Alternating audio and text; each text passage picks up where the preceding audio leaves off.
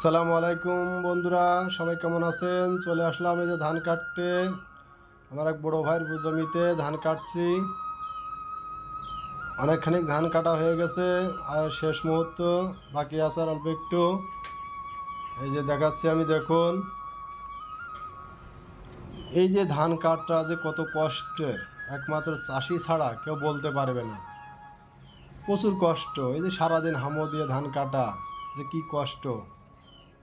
এই রোদের ভিতরে, কড়া রোদ, অনেক কষ্ট হয়। তারপরেও কিছু করার নাই, যেহেতু ধান ঘরে নিতে হবে, সেহেতু রোদ হোক বৃষ্টি হোক এর ভিতরেই ঘরে তুলতে হবে, না চাষিদের অনেক লস হয়ে যাবে। এই যে দেখুন, অনেক ধান কাটা হয়ে গেছে। ইনশাল্লাহ এইটা আজকেই কাটা হয়ে যাবে।